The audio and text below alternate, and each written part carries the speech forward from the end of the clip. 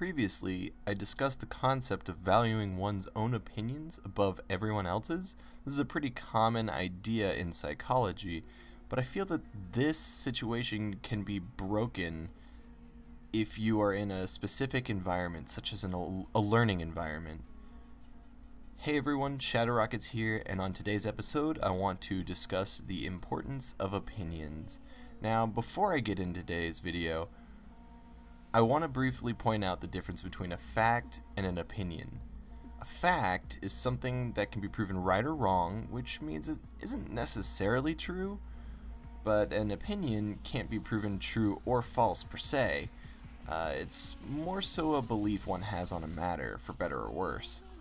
Opinions, however, can still be right or wrong in different senses, such as morally or practically. On that note, let's get right into the video. Today I read an article about the benefits of simply not forming an opinion on a matter. And while I completely agree with initially being neutral on a subject, this is really only until I can pretty much grasp enough knowledge to form an opinion on the matter. By avoiding opinions on subject matters that may not affect us, it brings peace of mind in the short term, but I think long term it'll hinder a response, especially if that matter affects us later on.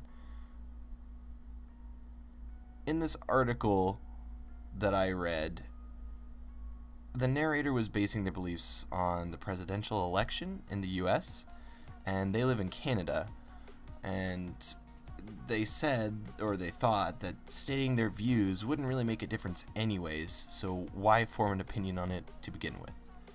I feel, and it's my opinion, that this is wholly untrue, especially with the open communication we have nowadays with people all over the world. I regularly speak with friends in Greece, India, and England, even though I'm a full-time college student and a graduate researcher.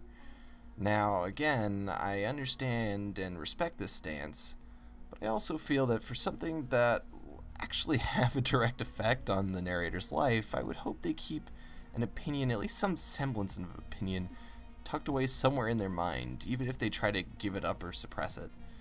This is actually sort of the main topic today. I wanted to discuss the importance of having opinions while emphasizing that we shouldn't force our opinions or beliefs down others' throats. There's a difference between expressing your beliefs to inform and downright suppressing others' creative thoughts.